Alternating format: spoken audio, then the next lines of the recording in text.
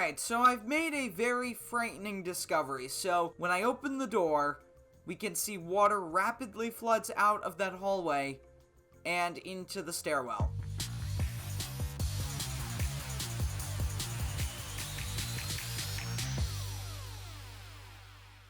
Hey guys, welcome back to another video. Today I am back in Stormworks and we're going to be checking out the SS Queen of Neuschwanstein. Now I'm not exactly sure if that's the correct pronunciation, but we're going to roll with it and see how this goes. So here I am on board, and this is a very detailed looking ship, so it's going to be pretty cool to explore it later. But first we need to start it up, which means I've got to go find the engine room and get the boilers going. So yeah, let's do that. Alright, so here I am in the boiler room. This is way down at the bottom of the ship, and I'm currently getting everything going at this point, which is actually relatively simple. We just have to turn the switches here, and we're good to go. So let's go up here and see if we can actually control the engines, and it looks like we can. So we got the turbines here, and we just have to pull the levers down, and we should be moving. One other thing that I don't think I mentioned was these air valves. You might want to pull these as well, or your boilers are not going to fire up. Alright, so there we go. The ship is now moving, and this would be a good point to take a tour of some of the interiors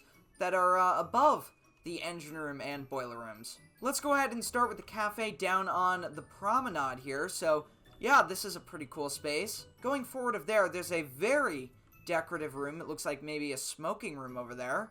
Let's see if we can get in. And here we are. So we've got another raised dome part in the ceiling. Some chairs with small tables. A main staircase that goes down into the ship. On either side, we've got these windows, which allow us to get a pretty good view outside. But let's go down these stairs and see what's actually in the ship. Looks like we've got a purser's office.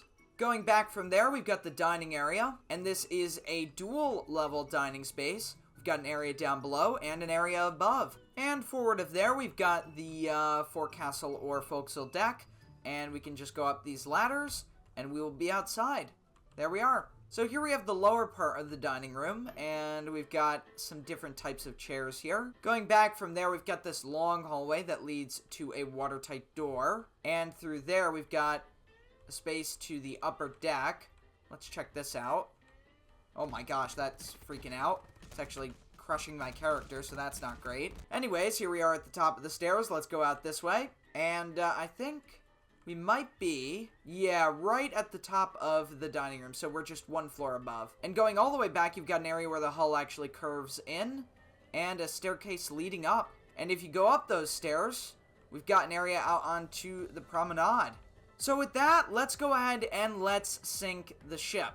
Now, I should mention, this ship does not have a sink switch, so we have to sink it manually, using explosives. So, here we go. I'm going to stand back, and in 3, 2, 1.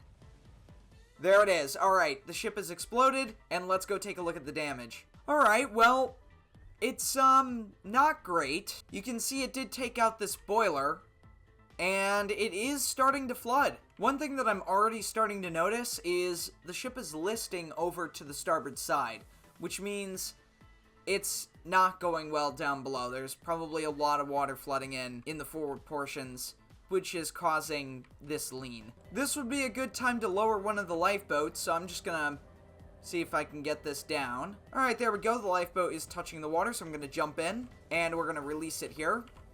So there we go. Oh my gosh. Wow, that is really dangerous. But there we go. I'm also gonna shut the boilers off completely here, so I'm gonna close the air valve. And we're just going to try to stop this. And there we are. Oh, hold on. That's really cool. I can see all the way up the ventilation. What isn't really cool, though, is that there is a substantial amount of water flooding the floor.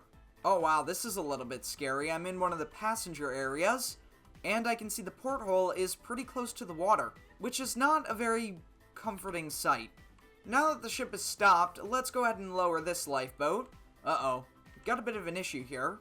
However, I do know a solution. So I'm going to jump over this rail, go down here and see if I can push this off. Alright, there we go. Alright, so it's now starting to slide down into the hull, which makes it difficult to see.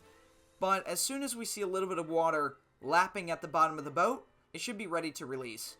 Okay, there we go. It's stopped. So let's see if it's in the water. And yes, it is. So there we go. And we'll cut the other rope here. And we'll just row away.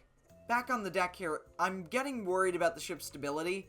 It's grown to a point where it may just capsize. Besides the angle, standing on this side of the promenade, you'll notice that the water is much closer than it was before. And if we look over the side, yeah, it's just down below. I bet you could safely jump into the water at this height. So there's that. And a view from the lifeboat actually gives us a pretty normal view.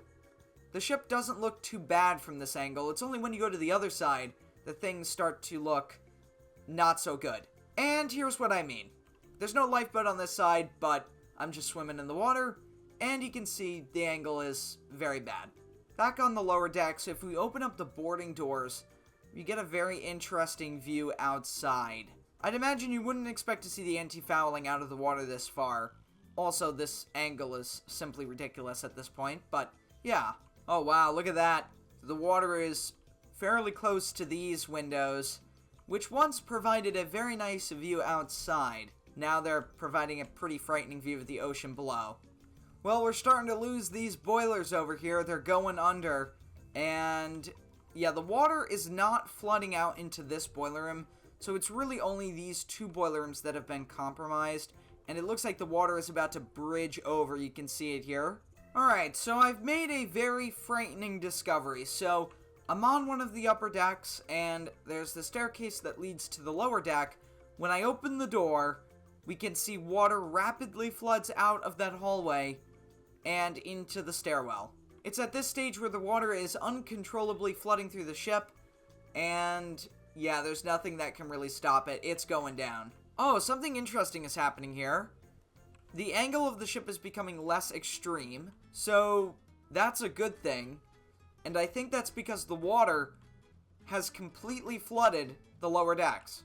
Swimming in the water here, we get a pretty good view of the ship going down. With the angle less extreme, it's pretty obvious that the final moments have arrived, and this ship is really at the end of its life now. You can actually see the smoke from the funnels has just stopped. So yeah, the boiler rooms are pretty much gone. So there it goes. I've got my piece of coal and a detonator from what we used to sink the ship. And as you can see, it is going down. The propellers are coming out of the water, and that's it. Here's a more close-up view of what's going on back here. You can see the propellers are out of the water, the rudder is out of the water, and it is going vertical. There's the lifeboat out there, and down there, we can see the ship going under, and with that, the ship goes under. So there we are. If you want to check out this build for yourself, a link will be in the description, and if you've enjoyed this video, make sure to leave a like and a comment, and I'll see you all next time, guys. Goodbye.